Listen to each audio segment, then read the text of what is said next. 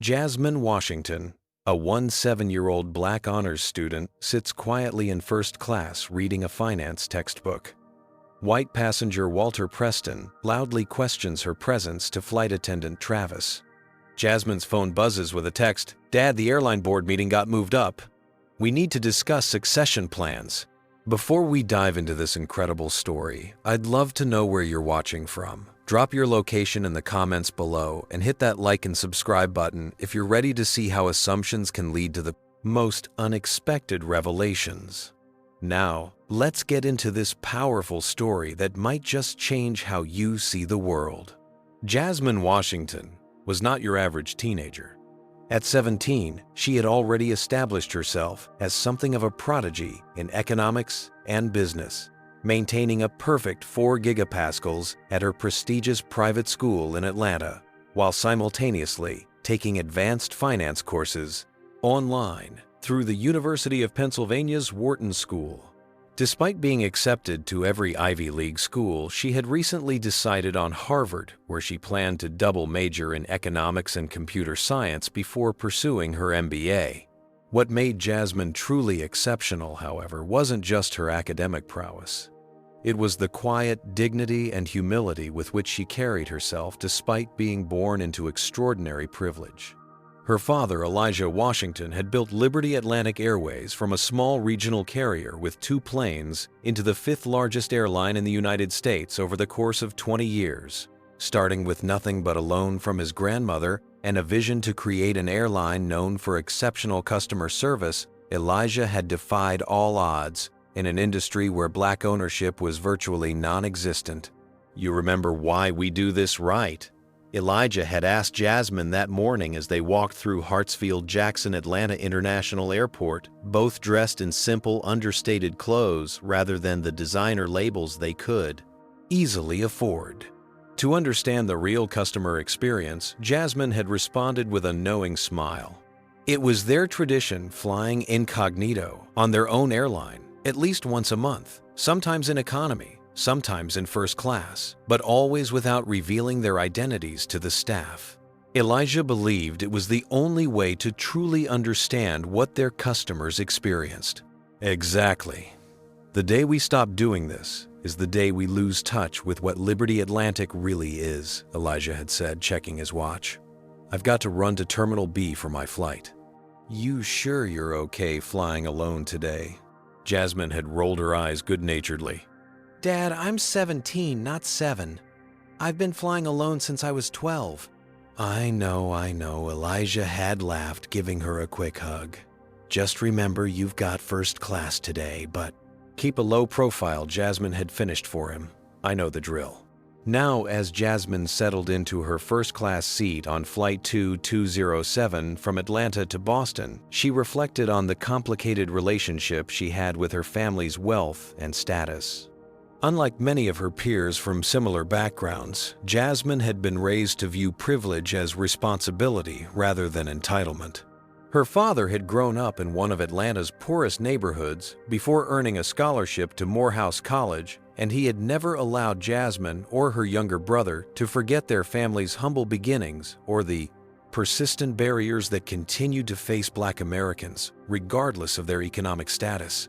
The Liberty Atlantic first-class cabin was elegantly appointed, featuring spacious leather seats, mahogany accents, and the airline's signature blue and silver color scheme. Jasmine had helped redesign these cabins just last year as part of her senior project, working closely with the airline's design team to improve both aesthetics and functionality. Not that anyone on this plane would know that today, she was just another passenger. Walter Preston considered himself something of an air travel connoisseur. At 46, the mid-level insurance executive had accumulated enough frequent flyer miles to maintain platinum status on 3 different airlines, including Liberty Atlantic. This status, along with the first-class upgrades it occasionally afforded him, was something Walter valued enormously. It was, in his mind, a clear indicator of his professional success and social position. Unlike Jasmine, Walter had grown up in a comfortably middle-class home in suburban Connecticut. He'd attended a state university, joined an insurance firm straight out of college, and slowly worked his way up to regional manager over 2 decades. His career hadn't been stellar, but it had been stable until recently. The past year had brought a devastating divorce, a company restructuring that threatened his position, and a noticeable dip in his sales numbers. Walter had begun to cling to external markers of status more desperately than ever. When Walter boarded Flight 2207 and saw a young black girl sitting in first class, dressed in simple jeans and a plain sweater no less, his immediate assumption was that she was in the wrong seat. He'd paid good money to maintain his status and secure his upgrade. In his mind, first class was a reward for hard work and achievement, neither of which he associated with someone like Jasmine. As the remaining passengers filed past, Walter found himself growing increasingly agitated. He kept glancing over at Jasmine, who seemed completely absorbed in her textbook, making occasional notes in the margins. When the flight attendant, Travis, a slender man in his early 30s with sandy blonde hair, passed by to offer pre-takeoff beverages, Walter saw his opportunity. "Excuse me," Walter said, loud enough for nearby passengers to hear.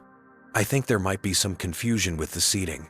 "Is there a problem, sir?" Travis asked, his voice professionally pleasant, even as his eyes darted nervously between Walter and Jasmine. "I just want to make sure everyone is in their assigned seats," Walter said, nodding pointedly toward Jasmine. "First-class tickets are quite expensive, you know." Jasmine looked up from her textbook, her face composed, but her dark eyes registering immediate understanding of what was happening.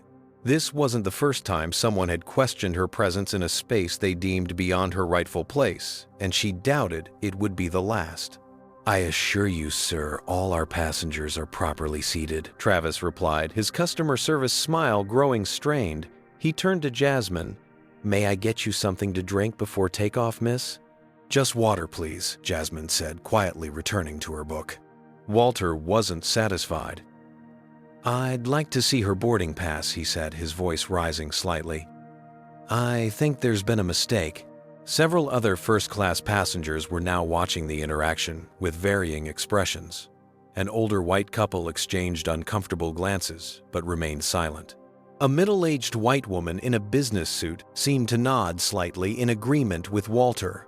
Only one passenger, an Asian-American man in his 30s, frowned openly at Walter's behavior. Travis's discomfort was palpable. "Sir, I'm not authorized to demand boarding passes from seated passengers who have already been verified at the gate." "Then get someone who is authorized."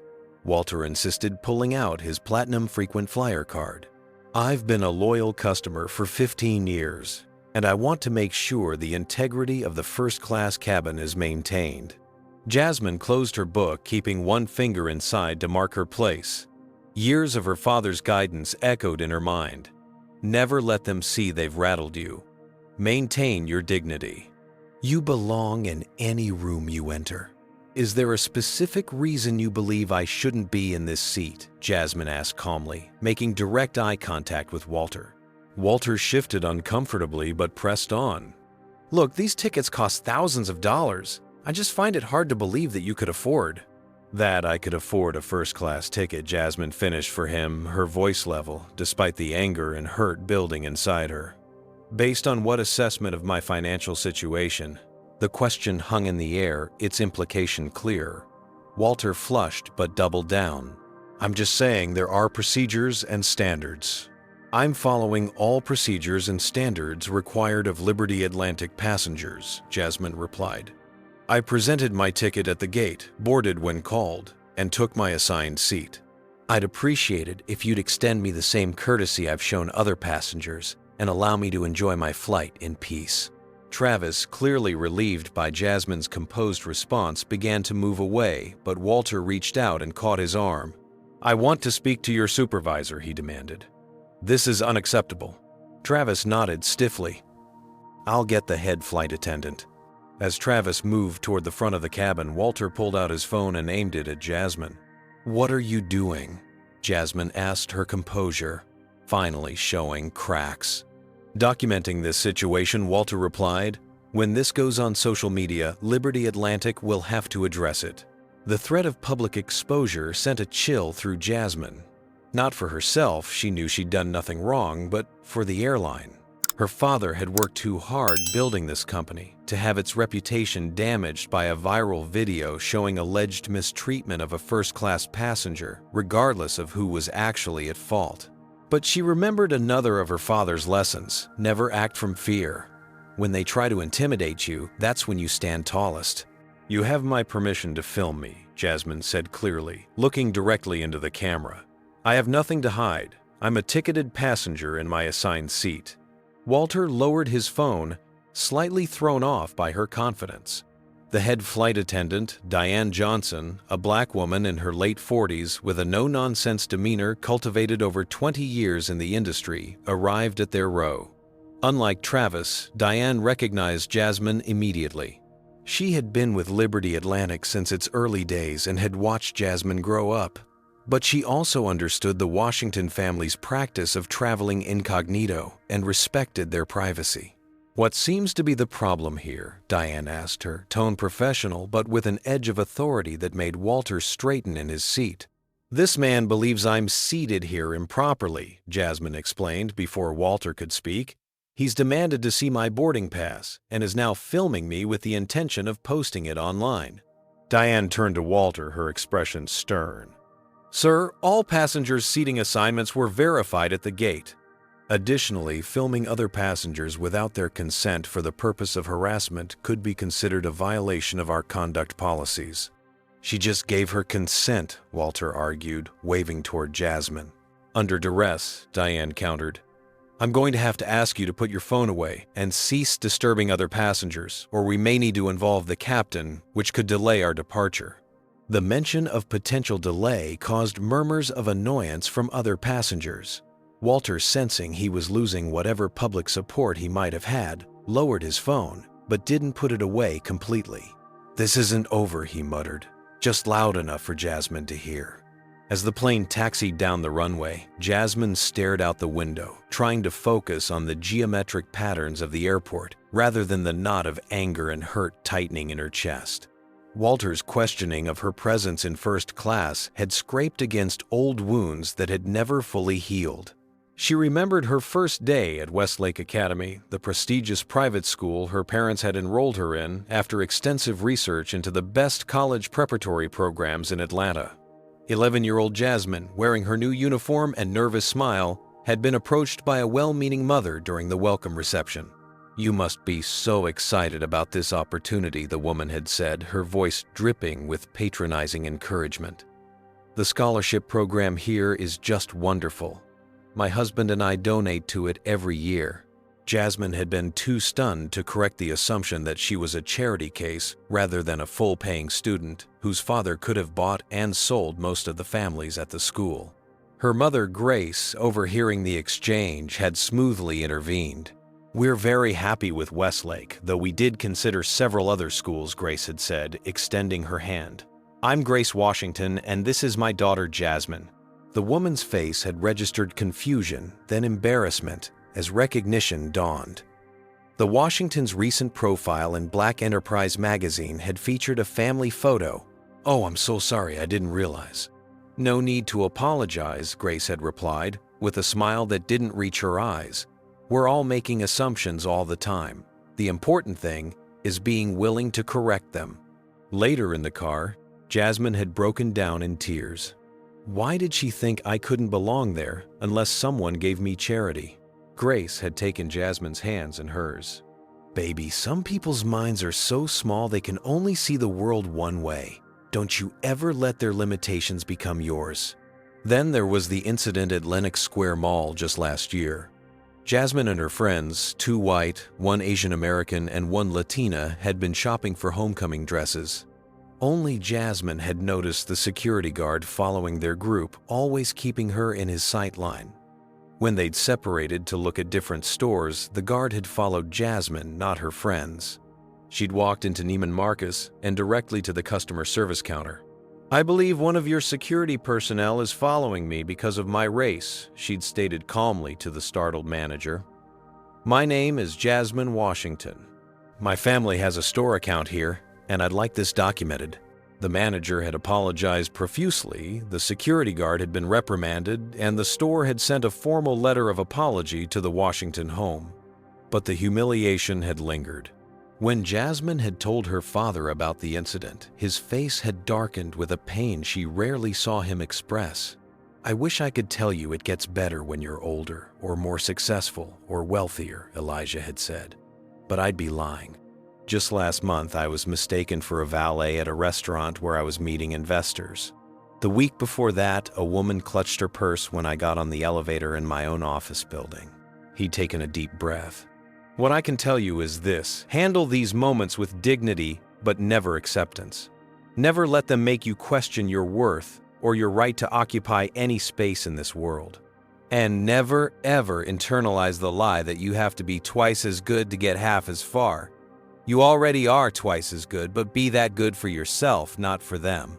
Jasmine carried these conversations with her parents like talismans, pulling them out whenever she faced moments like this one on the plane. Across the aisle, Walter was nursing his own wounds, though of a different sort. 6 months ago, his wife of 20 years had left him for her CrossFit instructor, a man 8 years Walter's junior with a six-pack and a fledgling protein shake business. The divorce had been finalized just weeks ago, leaving Walter with a substantially smaller retirement account and a house that felt cavernously empty. At work, things were equally precarious. Clayton Insurance had been acquired by a larger firm, and the new management was making noises about streamlining middle management and performance-based retention. Walter's sales numbers had been declining for 3 quarters straight, and next week's meeting with Westridge Technologies represented his last best chance to land a major account and secure his position. His life, which had once seemed so solidly constructed, now felt like a house of cards, with each day bringing a new threat to what remained of his self-image. The first-class cabin of Flight 2207 was one of the few spaces left where Walter still felt like someone of consequence. His platinum status, his ability to board first, the flight attendants who knew his preferred drink, these small privileges had taken on outsized importance as other markers of success slipped away. Seeing Jasmine, young black female, apparently unaware of how fortunate she was to occupy such a coveted space, had triggered something ugly in Walter. If he had been honest with himself, he might have recognized that his reaction had little to do with Jasmine herself and everything to do with his own fear of irrelevance. In her seat at the front of the first-class cabin, Diane Johnson considered the scene she had just witnessed. In 20 years of flight attendance, she had seen countless variations of the interaction between Walter and Jasmine. Sometimes it was about race, sometimes about gender, sometimes about age, but always about power. Who was perceived to have it, who was perceived to lack it, and who got to decide who belonged where. Diane had known Elijah Washington since Liberty Atlantic had been a scrappy startup operating out of a converted warehouse in College Park. She'd been one of his first hires, lured away from a major airline by his vision of creating a company where respect was the foundation of every interaction, whether between staff and passengers or among employees themselves. She'd watched Jasmine grow from a pigtailed little girl who used to visit the training facility with her father to the poised young woman who now regularly attended board meetings. Diane knew that Jasmine could have easily pulled rank during Walter's challenge, but had chosen not, to a testament to both her character and her understanding of her father's philosophy about experiencing the airline as regular. Passengers did. 2 rows behind Jasmine, DeAndre Wilson, a 28-year-old software engineer, had watched the entire exchange with a familiar mixture of anger and resignation. He'd been in Jasmine's position more times than he could count, questioned, challenged, made to justify his presence in spaces others felt he hadn't earned the right to occupy. Each time he'd face the same impossible calculation: speak up and risk being labeled aggressive, or stay silent and sacrifice a piece of his dignity. DeAndre had noticed other black passengers on the plane exchange, knowing glances during Walter's confrontation with Jasmine. It was a silent acknowledgement of shared experience, a momentary connection forged through collective understanding of what it meant to move through the world in skin that was perpetually perceived as both threatening and out of place. The first hour of the flight passed in tense silence. Jasmine had returned to her textbook, though the words swam before her eyes as she struggled to concentrate. Walter had ordered 2 scotches in quick succession, gulping them down while angrily tapping at his laptop. The other passengers in first class seemed relieved that the confrontation had subsided, though occasional glances toward the two indicated that the drama remained fresh in everyone's minds. Have you ever been in a situation where a moment of conflict suddenly shifts into something unexpected? What would you do if someone who had just insulted you suddenly needed your help? Type number 1 in the comments. If you believe in always taking the high road, even when others don't deserve your kindness. Hit that like button if you've ever witnessed discrimination and spoke up against it. Don't forget to subscribe for more powerful stories that challenge our perspectives on race, privilege, and humanity. As the flight attendants began preparing the cabin for the in-flight meal service, the plane suddenly lurched, causing several passengers to gasp. The captain's voice crackled over the intercom. Ladies and gentlemen, we've encountered some unexpected turbulence. Please return to your seats immediately and fasten your seat belts. Flight attendants, please suspend service and secure the cabin. No sooner had the announcement ended than the plane dropped sharply, then seemed to bounce upward. Loose items went flying. A plastic cup sailed through the air. Walter, who had been working on a presentation on his laptop, reached out instinctively to grab his computer as it slid off his tray table. In doing so, he knocked over his half-full glass of scotch, sending the amber liquid cascading directly onto his keyboard. "No, no, no," Walter cried out frantically, trying to dry the computer with cocktail napkins as the turbulence continued. "Everything for my presentation is on here. The meeting is tomorrow." Jasmine, who had managed to secure her own belongings, glanced over at Walter's distress. Despite his earlier behavior, she felt a twinge of sympathy. She recognized the panic in his eyes. It was the look of someone watching their professional lifeline dissolve before their eyes. "Turn it upside down," she said, reaching into her bag for a small travel pack of tissues. "And don't try to power it back on yet." Walter looked up, surprised by the offer of help from the very person he'd antagonized. "What?" "Your laptop. Turn it upside down like a tent to let the liquid drain away from the circuits. And use these to blot, don't wipe. Wiping can push the liquid further in." Walter hesitated for a moment, then accepted the tissues and followed her instructions. "Thanks," he muttered the word, clearly difficult for him to say. The next several minutes were filled with the continued effects of turbulence, but Jasmine and Walter worked together to salvage his computer, Jasmine offering a steady stream of technical advice based on knowledge she'd gained from her computer science courses. When the turbulence finally subsided, Walter attempted to turn on his laptop. The screen flickered weakly, then went black again. "Damn it," he swore, slumping back in his seat. "That presentation took me weeks to prepare. It's for Westridge Technologies. If I don't land them as a client, I might not have a job next month." Jasmine considered for a moment. "Do you have it backed up anywhere?" "Some of it's in my email, but the latest version with all the custom quotes and pricing models is only on this machine." Walter admitted, running a hand through his thinning hair. "I might be able to recover the files," Jasmine offered. "I've taken some computer science courses. If the hard drive isn't damaged, we could still retrieve the data." Walter studied her face, looking for signs of mockery or deceit, but found only genuine willingness to help. His expression shifted from suspicion to cautious hope. "Why would you help me after the way I treated you?" Jasmine shrugged. "Because you need help and I can give it. It's not more complicated than that." Over the next half hour, as the flight continued toward Boston, an unexpected collaboration formed. Jasmine used a small toolkit from her carry-on to carefully open Walter's laptop, disconnect the battery, and dry the components. Meanwhile, Walter explained the importance of the Westridge pitch, how the technology company was expanding its insurance needs and looking for a new provider. The problem is, Walter explained his earlier hostility replaced by the vulnerability of someone discussing their passion. Most insurance packages for tech companies are outdated. They don't account for modern risks, like data breaches and intellectual property theft. "So what's your angle?" Jasmine asked, gently reconnecting ribbon cables inside the laptop. customized coverage modules that clients can mix and match based on their specific tech stack and business model, Walter said. No one-size-fits-all approach. The presentation shows cost comparisons between traditional policies and my modular approach. Jasmine nodded appreciatively. That's actually pretty innovative.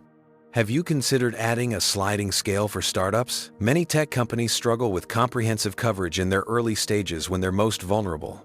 Walter stared at her. That's actually a really good idea. How do you know about insurance models? I'm interested in business, Jasmine said, simply carefully omitting that she had recently helped her father design a similar modular insurance program for Liberty Atlantic's corporate clients. When she finally reconnected everything and pressed the power button, the laptop came to life. Walter broke into a relieved smile as his presentation appeared on screen intact, except for a few minor formatting issues. You saved me, he said the words, carrying more weight than a simple thank you for technical assistance. There was a hint of shame in his eyes as he added, I don't deserve your help after how I behaved earlier. Everyone deserves help, Jasmine replied. But yes, you were out of line. Walter nodded slowly. I was. I made assumptions about you that weren't fair. Before they could continue their conversation, the captain's voice came over the intercom again. Ladies and gentlemen, we've been informed of a mechanical issue that requires immediate attention. As a precaution, we'll be making an unscheduled landing at Charlotte Douglas International Airport. We apologize for the inconvenience, and will provide further information once we're on the ground. Murmurs of concern and frustration spread through the cabin. Jasmine and Walter exchanged a look that acknowledged their shared predicament, the previous tension between them transformed by circumstance into an unexpected alliance. 2 hours later, the passengers of Liberty Atlantic Flight 2207 found themselves in the exclusive Skyview Lounge at Charlotte Douglas International Airport.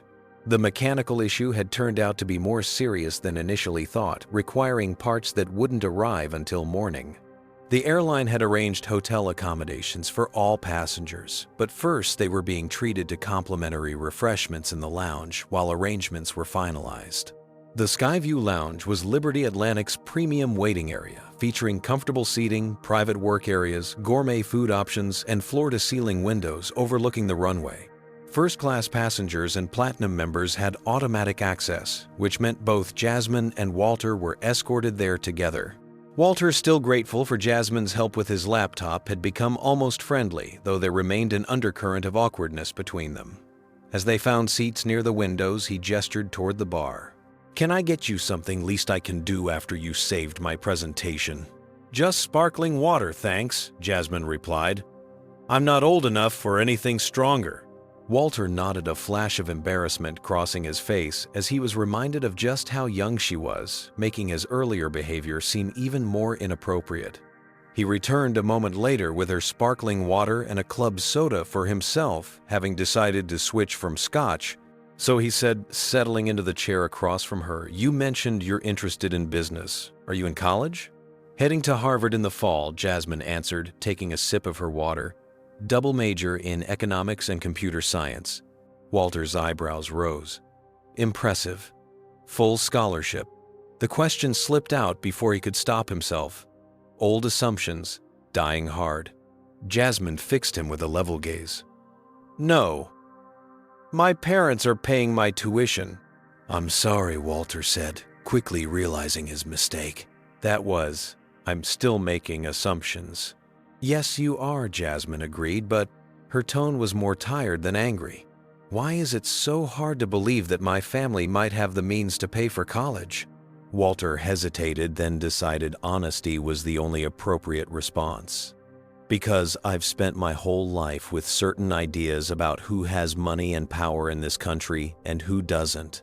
And even though I know those ideas are wrong, they're still the first place my mind goes. Jasmine appreciated his candor, if not his perspective. Well, that's the first step, I guess. Recognizing the problem.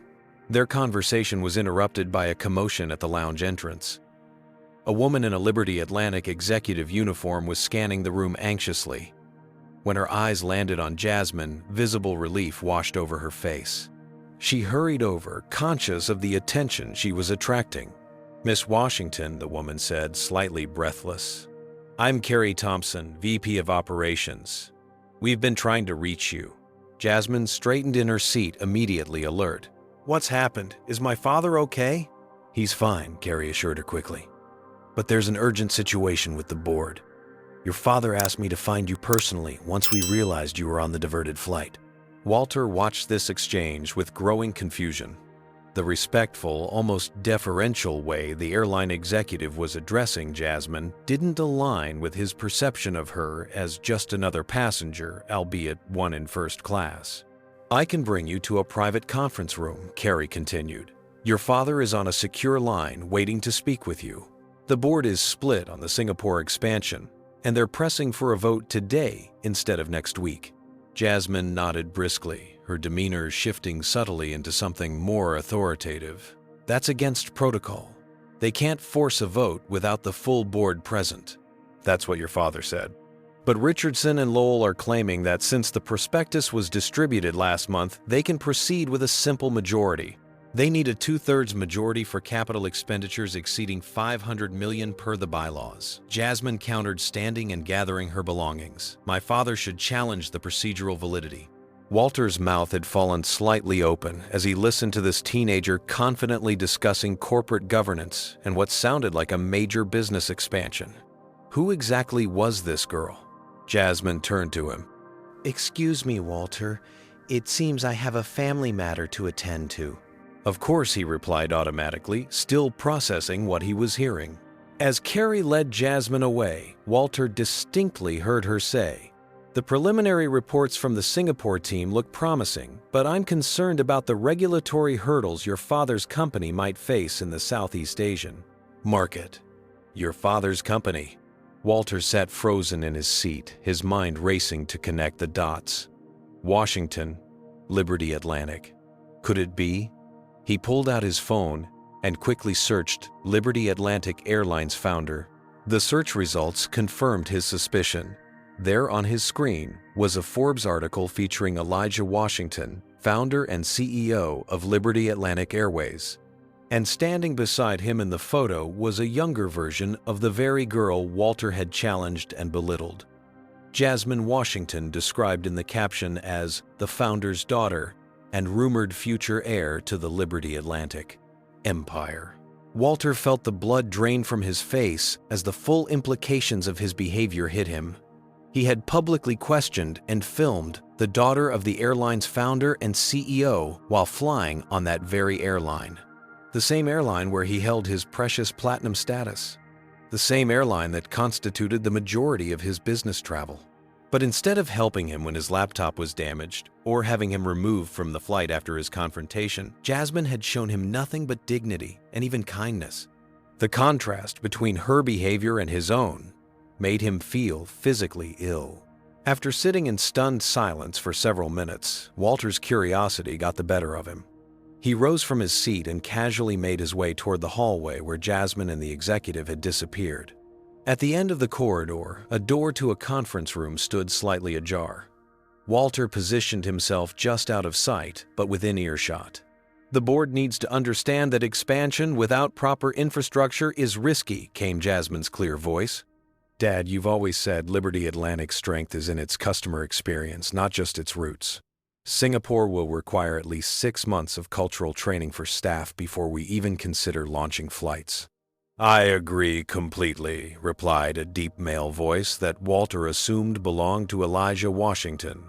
"But Richardson is pushing hard, claiming the projected revenue justifies accelerated implementation."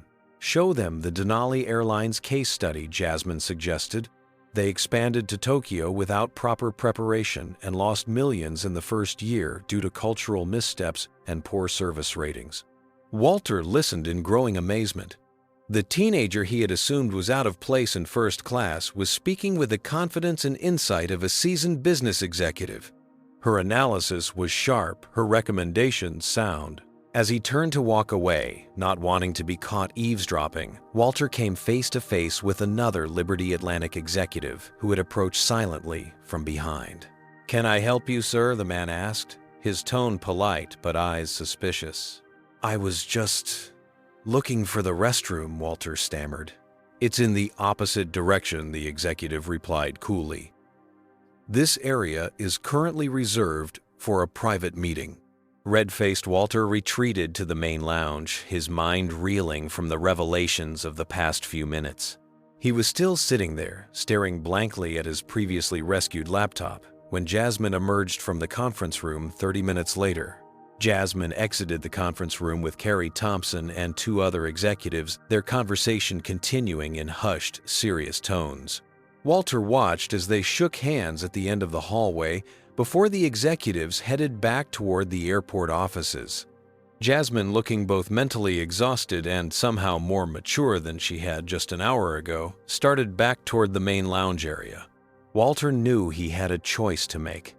He could avoid further interaction, pretend he hadn't discovered her identity, and just wait quietly for his hotel voucher.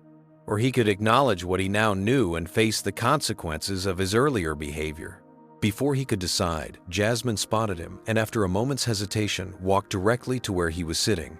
"Everything okay with your family matter?" Walter asked awkwardly. "Just some business complications," Jasmine replied vaguely. "Nothing that can't be resolved with proper procedure." Walter nodded, then took a deep breath. "I know who you are." Jasmine's expression didn't change. "And who am I, Walter?" "You're Jasmine Washington.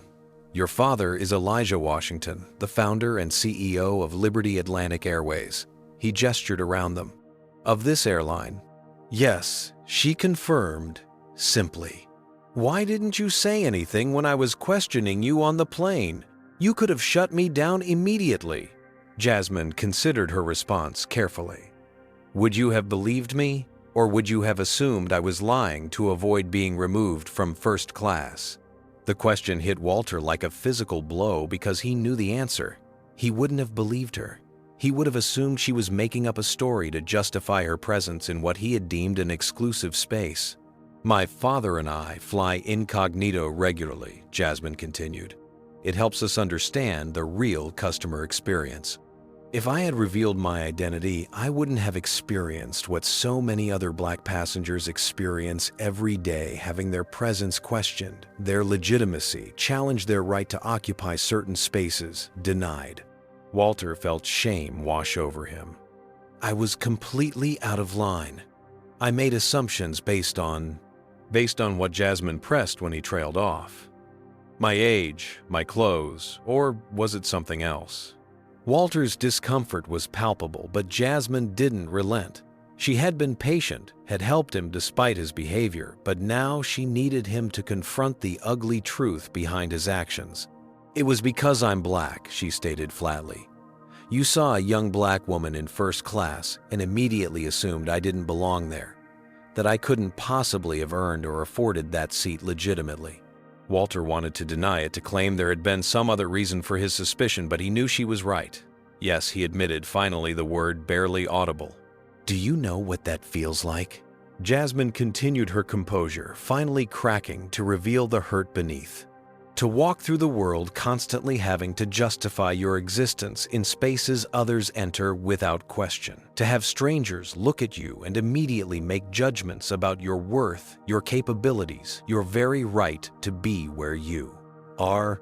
Her voice had risen slightly, attracting glances from nearby passengers. Walter noticed a few nodding in recognition of experiences similar to what Jasmine was describing. "No," Walter answered honestly. "I don't know what that feels like." "Of course you don't," Jasmine said. "You've never had to. You walk onto a plane with your platinum status and no one questions whether you belong in first class.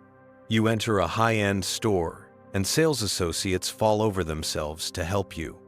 You raise your voice in a meeting and people call you assertive rather than aggressive." Walter had no response. Every word she spoke stripped away another layer of the justifications he had built around his behavior. "And the worst part," Jasmine continued, "is that even after all this, after I helped you with your laptop, after we had a civilized conversation, you still couldn't resist following me and eavesdropping on my private meeting. Because you still couldn't accept that I might actually be someone of consequence." Walter's face flushed with embarrassment at being caught. That was inexcusable. I'm sorry. Your apology means nothing if you don't understand why what you did was wrong, Jasmine replied. Not just impolite or awkward, but fundamentally wrong. You violated my dignity as a human being because you couldn't see past your own preconceptions. The confrontation had drawn the attention of several onlookers. Among them was DeAndre Wilson, the software engineer who had witnessed the original incident on the plane. He had moved closer, positioning himself within earshot, not to eavesdrop, but as a silent show of support for Jasmine. If things escalated, he wanted to be nearby. A security officer had also taken notice and was watching the interaction with concern, clearly trying to determine if intervention was necessary. The officer, a white man in his 50s, seemed to be focusing more on Jasmine's increasing emotional intensity than on Walter's obvious discomfort, another subtle but telling example of the very bias Jasmine was describing. Walter noticed both the security officer's attention and the gathering onlookers. Maybe we should continue this conversation somewhere more private, he suggested. Why? Jasmine challenged. Are you uncomfortable having people witness this conversation? Imagine how uncomfortable it was for me to have an entire first-class cabin witness you questioning my right to be there. Imagine how uncomfortable it is for Black people every day to have their legitimacy questioned in public spaces. Walter had no answer. For perhaps the first time in his adult life, he was experiencing a fraction of the discomfort that Jasmine and countless others lived with daily, the feeling of being observed, judged, and found wanting based on factors beyond his control. I'm truly sorry, he said, finally meeting her eyes. Not just for what I did, but for what it represents. For the fact that my behavior is so common that you've developed strategies to deal with it. That's not the world we should be living in. Jasmine studied his face, searching for sincerity. No, it's not, she agreed. But it is the world we do live in. The question is, what are you going to do about it now that you see it more clearly? Before Walter could respond, a commotion near the lounge entrance caught everyone's attention. A tall, distinguished Black man in his early 50s had entered, flanked by airline executives who were clearly trying to keep up with his purposeful stride. Elijah Washington had arrived in Charlotte. As Elijah Washington surveyed the lounge, his eyes quickly found his daughter. With a brief word to the executives accompanying him, he made his way directly to where Jasmine and Walter were standing.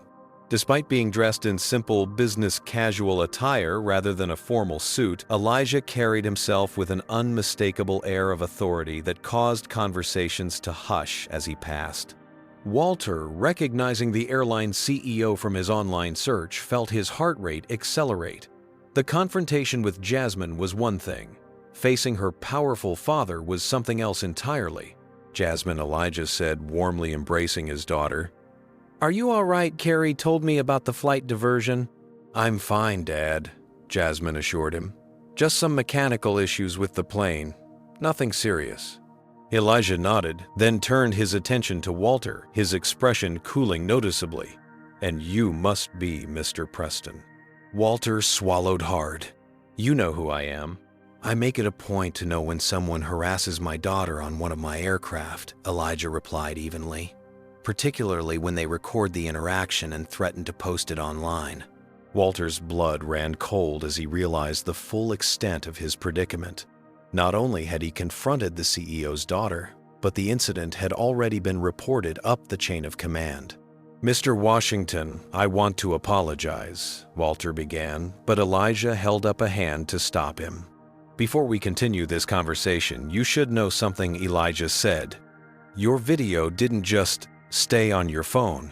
He gestured to a nearby television screen where a news program was playing on mute. To Walter's horror, the screen showed a grainy cell phone video of his confrontation with Jasmine on the plane. The ticker at the bottom read, Racial profiling in first-class video goes viral. I didn't post that, Walter protested, genuine confusion in his voice. No, you didn't, Elijah confirmed. Another passenger recorded your interaction with my daughter and shared it on social media. It's been viewed over 2 million times in the past 3 hours. Walter felt dizzy. 2 million. Your face is clearly visible, Elijah continued, as is the Liberty Atlantic logo on the seat behind you. Our company is now trending for all the wrong reasons. Our stock has dropped 3% since the market opened, and my PR team is working overtime to manage the fallout." Jasmine, seeing Walter's genuine distress, felt a twinge of sympathy despite everything. "Dad, I don't think Mr. Preston intended for this to become public." "Intentions and impact are different things," Jazzy Elijah replied using his daughter's childhood nickname. "But you're right that we should focus on solutions rather than blame at this point." Walter's phone buzzed with an incoming call. He glanced at the screen and saw it was from his boss. With trembling fingers, he declined the call, only to see 3 text messages pop up immediately after. "Call me immediately. Is this you in the viral video? The CEO is furious. Our company name is visible on your laptop. HR wants to meet tomorrow morning. This is a serious issue." The full consequences of his actions were becoming clear to Walter. Not only had he behaved appallingly toward a teenage girl, but he had now potentially jeopardized his already precarious job and publicly embarrassed his company. "Mr. Washington," Walter said, his voice strained, "I know this doesn't excuse my behavior, but I want you to know that Jasmine handled the situation with incredible grace and dignity. She even helped me when my laptop was damaged during turbulence. She showed me kindness I didn't deserve." Elijah's expression softened slightly as he looked at his daughter with pride. "That sounds like Jasmine. She's always had more compassion than most people deserve." He turned back to Walter. "But compassion doesn't mean there aren't consequences." Walter nodded, resigned. "I understand. I assume my platinum status with Liberty Atlantic will be revoked." "That's the least of your concerns right now," Elijah replied. "Your employer has already contacted our corporate office to distance themselves from your actions. And based on the public response to the video, I'd say your personal and professional reputation will need significant rehabilitation." As if on cue, Walter's phone buzzed again with a news alert. Insurance executive identified in viral first-class confrontation video. Someone had already doxed him, connecting the video to his LinkedIn profile. Jasmine, watching Walter's face drain of color, felt her earlier anger being replaced by concern. Yes, he had behaved terribly, but she hadn't wanted to destroy his life. The online mob rarely showed nuance or mercy once they identified a target. "Dad," she said quietly, "can we talk privately for a moment?" Elijah nodded, and they stepped away, leaving Walter staring at his phone as message notifications continued to pour in. "I know what he did was wrong," Jasmine said once they were out of earshot, "but this is spiraling out of control. He's going to lose his job. People online are calling for much worse." Elijah studied his daughter's face. "You feel sorry for him?" "Not exactly," Jasmine clarified, "but I don't want to be part of a pile-on that destroys someone's life. He made a mistake, a revealing one, about his biases, yes, but does he deserve to lose everything over it?" Elijah considered this. "What do you suggest?" "Let me handle it," Jasmine replied. "I think there's a better way to address this one that might actually lead to some growth and change rather than just punishment." Elijah hesitated, then nodded. "All right. It's your call. But remember what I've always taught you. Kindness is not the same as weakness," Jasmine finished for him. "I know, Dad." They returned to where Walter was sitting, his face ashen as he scrolled through the torrent of angry messages on social media. When he looked up at the Washingtons, his eyes held genuine fear. "We'd like to speak with you privately," Elijah said, his tone businesslike but not unkind. "There's a conference room available where we can discuss how to move forward from here." Walter nodded mutely and followed them, certain he was walking to his professional execution. The conference room was sleek and modern, with a polished mahogany table and the Liberty Atlantic logo emblazoned on the wall. Elijah took a seat at the head of the table, with Jasmine to his right. Walter sat across from Jasmine, feeling like he was facing a tribunal rather than a father and daughter. "Mr. Preston," Elijah began, "before we discuss the current situation, I'd like to tell you a story." Walter nodded, confused, but willing to listen to anything that might mitigate his predicament. When I started Liberty Atlantic 20 years ago, I had 2 planes and a dream of creating an airline that treated every passenger with dignity, Elijah said, leaning forward slightly. Not just first-class passengers or frequent flyers, every single person who stepped onto one of my aircraft. He paused, his expression thoughtful. The first investor meeting I held, I arrived early to set up my presentation. A white executive walked in, looked me up and down, and asked when the janitorial staff would be finished so the meeting could begin. Walter winced at the story, seeing uncomfortable parallels to his own behavior. I could have thrown him out, Elijah continued. I could have humiliated him by revealing I was the founder seeking investment, not the janitor. And believe me, I was tempted. But instead, I simply said, I'll be ready to start the presentation in 5 minutes. The look on his face when he realized who I was, well, that was satisfaction enough. Elijah leaned back in his chair. That man ended up becoming one of my biggest investors and eventually a friend. He had to confront his own biases, certainly. But the point is, people can change when they're given the opportunity to see their mistakes clearly and make amends. Walter looked up, a faint glimmer of hope in his eyes. That said, Elijah continued, his tone hardening slightly. What happened today on my aircraft is unacceptable. My daughter, like every other passenger, deserves to travel without being questioned or harassed. And as a company, Liberty Atlantic cannot tolerate behavior that makes any customer feel unwelcome based on their race, gender, age, or any other characteristic. I understand completely, Walter said, and I take full responsibility for my actions. Jasmine, who had been quietly observing, finally spoke. What would you do differently if you could go back to that moment on the plane? Walter considered the question carefully. Honestly, I wouldn't have said anything at all. Your presence in first class was none of my business. My discomfort was my problem, not yours. Jasmine nodded, seemingly satisfied with his answer. And what have you learned from this experience? That I've been carrying assumptions and biases I didn't even realize I had, Walter admitted. That I've been viewing certain spaces as exclusively mine and resenting others who I felt didn't belong there. And that this mindset isn't just wrong, it's harmful. He paused, then added, I've also learned that sometimes the people you dismiss might be exactly the ones you should be learning from. Elijah and Jasmine exchanged a look, some unspoken communication passing between them. Then Elijah turned back to Walter. Mr. Preston, Liberty Atlantic is about to launch a new customer respect initiative, a comprehensive training program for all our staff about recognizing and addressing bias in travel situations. What happened to Jasmine today is unfortunately not uncommon for many of our passengers of color. Walter nodded, not sure where this was heading. We believe that the most powerful education often comes from those who have made mistakes and learned from them, Elijah continued. Jasmine has suggested that rather than simply banning you from our airline, which was my initial instinct, we offer you an alternative. An alternative, Walter echoed, confused. We'd like you to work with our diversity team to develop the customer-facing aspects of this program, Jasmine explained. Your perspective as someone who has recognized and acknowledged your own biases could be valuable. Walter stared at them in disbelief. You want me to help develop your anti-bias program? After what I did?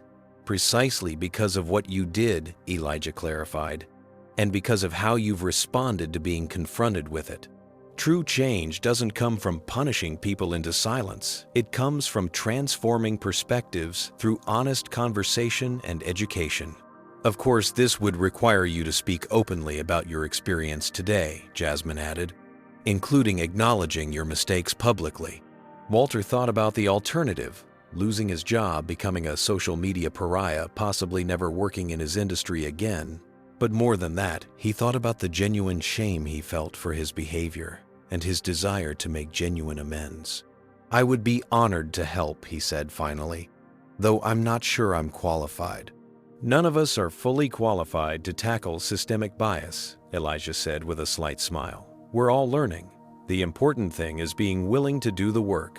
Jasmine reached into her bag and pulled out a business card, sliding it across the table to Walter. This is Carrie Thompson's contact information. She'll be overseeing the program development.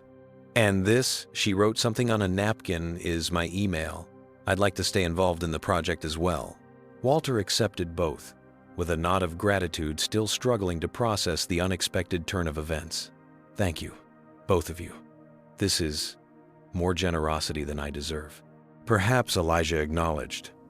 "But as my daughter has reminded me, sometimes people need to be given the opportunity to be better than their worst moments." He stood, signaling that the meeting was concluding. "Now, if you'll excuse us, I need to speak with my PR team about issuing a statement regarding today's events. We'll be in touch about the program development soon." As Walter rose to leave, Jasmine stopped him with one final question. "Walter, I'm curious, what's your presentation to Westridge Technologies about tomorrow?" "Insurance coverage modules for tech companies," he replied. "Why?" Jasmine smiled. "Just wondering. Good luck with it." After Walter had left, Elijah turned to his daughter with a raised eyebrow. "Are you sure about this approach? He could still prove to be insincere." "He could," Jasmine agreed, "but I'd rather give him the chance to prove otherwise. Besides, having him involved in the program sends a powerful message that Liberty Atlantic believes in redemption as well as accountability." Elijah's face filled with pride. "You're going to be a better CEO than I ever was." "I learned from the best," Jasmine replied, embracing her father. "And I've still got a lot more to learn." 6 months later, the grand ballroom of the Hyatt Regency in downtown Atlanta was filled to capacity. Liberty Atlantic executives, staff members, industry professionals, and media representatives had gathered for the official launch of Respect in the Skies, the airline's groundbreaking customer respect and anti-bias initiative. On the stage, Walter Preston stood at the podium, looking vastly different from the angry defensive man who had confronted Jasmine on Flight 2207. He appeared more at ease with himself, his posture open, his smile genuine as he addressed the audience. "Thank you all for being here today," Walter began. 6 months ago, I was a passenger on a Liberty Atlantic flight who made a terrible mistake. I questioned another passenger's right to be in first class based solely on my assumptions about who belonged in that space, assumptions deeply rooted in racial bias. A video screen behind him showed a still image from the viral video that had captured the confrontation, though Jasmine's face had been blurred to protect her privacy. "That passenger handled the situation with extraordinary grace," Walter continued. "And when the tables turned and I needed help, she offered it without hesitation, despite how I had treated her." In her dormitory room at Harvard, Jasmine Washington watched the live stream of the event on her laptop, a small smile playing at her lips. Her roommate, Zoe, sat cross-legged on her own bed, watching with interest. "Wait, is he talking about you?" Zoe asked incredulously. "Shh," Jasmine replied, her eyes fixed on the screen. "I want to hear this." On screen, Walter was describing the journey he'd undertaken in the months following the incident, the difficult conversations, the personal reflection, and the professional consequences he'd faced. "I lost my job," he admitted candidly, "and I deserved to. But Liberty Atlantic offered me something more valuable than punishment. They offered me a chance to be part of the solution." The camera panned to Elijah Washington, sitting in the front row, nodding slightly as Walter spoke. "Working with the Liberty Atlantic diversity team, and with the guidance of Mr. Washington and his daughter, has been a humbling and transformative experience," Walter continued. "Together, we've developed a program that we believe will help create a more respectful and inclusive environment for all travelers." He gestured to the screen behind him, which now displayed the Respect in the Skies logo. "This initiative includes comprehensive training for all Liberty Atlantic staff, from flight attendants to gate agents to baggage handlers. It establishes clear protocols for addressing bias incidents when they occur. And perhaps most importantly, it creates ongoing dialogue and education opportunities for everyone in the Liberty Atlantic family, including passengers."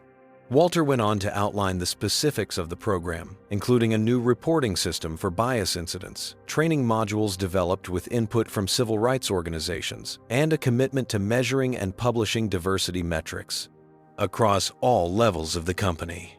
As Jasmine watched, she felt a complex mixture of emotions: pride in her father's company for taking this bold step, satisfaction in seeing Walter's genuine transformation, and a bittersweet awareness that initiatives like this were, necessary, because incidents like the one she experienced were still all too common. "This is amazing," Zoe commented. "But I still can't believe you didn't tell that guy who your dad was right from the start. I would have shut him down so fast." Jasmine smiled. That wouldn't have changed anything except that one interaction. This way, thousands of people might have better experiences. On screen, Walter was wrapping up his presentation.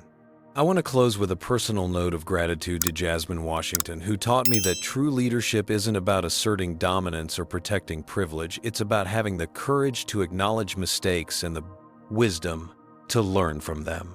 As the audience applauded, Jasmine's phone buzzed with an incoming text. It was from her father.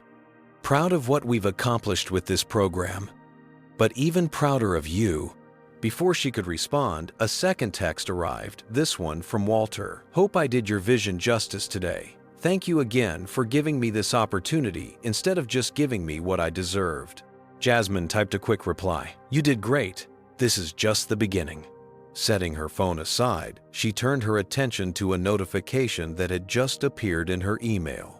It was from Liberty Atlantic's Human Resources Department, confirming her acceptance into the airline's executive development program for next summer. Jasmine smiled as she closed her laptop. 6 months ago, she had been just another passenger being harassed in first class. Now she was one step closer to becoming the future CEO of Liberty Atlantic Airways, a role her father had been preparing her for since childhood, but one she was now claiming on her own terms. On her desk sat a framed photograph of Elijah standing proudly beside Liberty Atlantic's first plane 20 years ago. Next to it was a newer photo, Jasmine and her father at the recent board meeting where the Respect in the Skies initiative had received unanimous approval. The airline her father had built would one day be hers to lead. And when that day came, she would ensure that every passenger, regardless of their appearance or background, would feel that they belonged not just in first class, but everywhere. Have you ever witnessed discrimination and wished you could change the outcome? Share your thoughts in the comments below. What would you have done in Jasmine's position? Did she make the right choice by offering Walter a path to redemption, or would you have handled things differently?